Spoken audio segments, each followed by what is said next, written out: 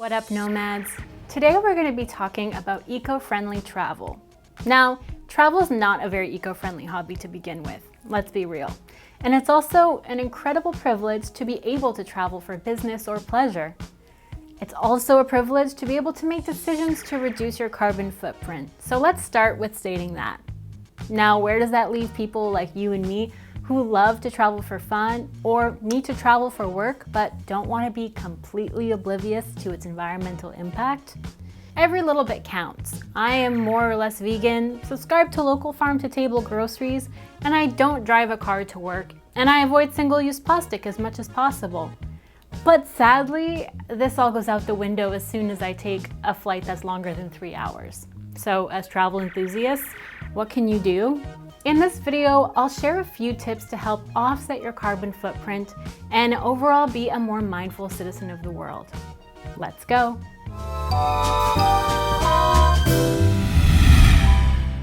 First, get real about your carbon footprint. The most sobering part of this research was coming to terms with the fact that even with my low impact lifestyle when I'm at home, my flights put me in the same category as the worst carbon offenders.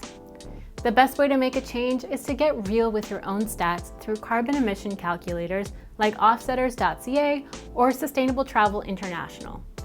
Then you can pay to offset your carbon emissions. I'll leave a link in the description below to use their tools to see your results, set some goals to reduce them, and some places to offset your carbon emissions.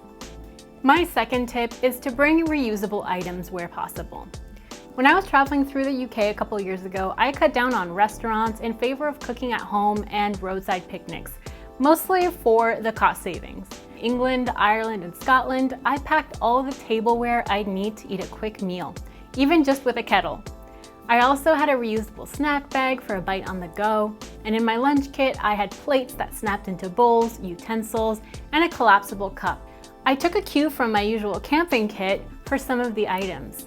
These items allowed me to make a quick bowl of instant rice, eat a salad on a ferry, pack some toast for breakfast on the road, and definitely avoid a lot of disposable coffee cups, containers, and water bottles.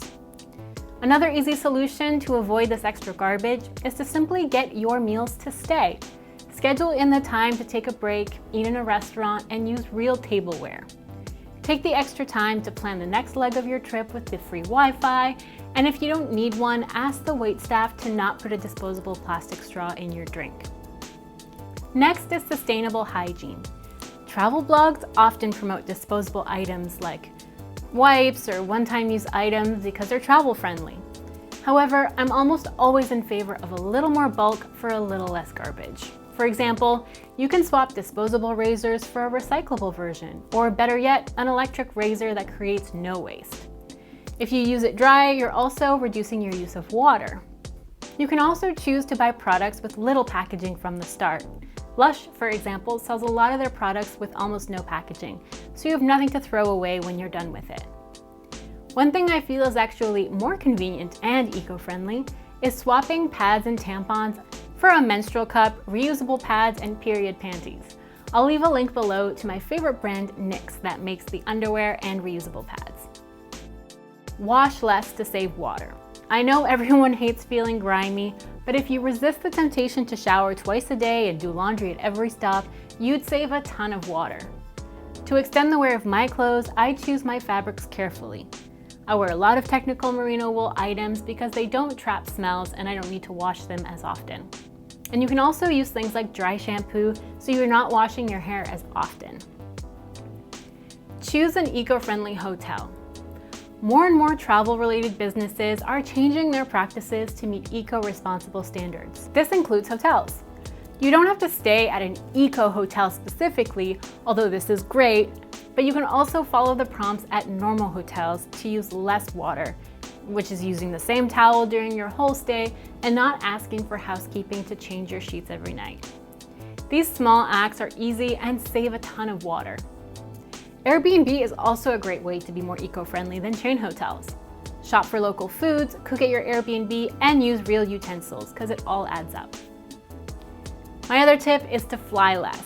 Overall, the solution is generally to travel less. If you can't, however, trains are way more eco-friendly than planes. so try to take them as much as possible. Buses, ride shares are also a great way to cut down on your transportation-related footprint, or renting an electric car for your trip. I also recommend making long flights worth it by staying in a place for a longer time. Instead of flying back and forth and across the Atlantic for short trips, or flying a lot within Europe every weekend, consider staying a longer time and taking more eco-friendly forms of transportation for shorter distances. Remember, a lot of people being imperfectly eco-friendly is better than a few people doing it perfectly, so never think the small actions that you're doing are in vain. It all adds up, and people will start noticing the little decisions that you make that make your travel a little bit more eco-friendly. Happy travels.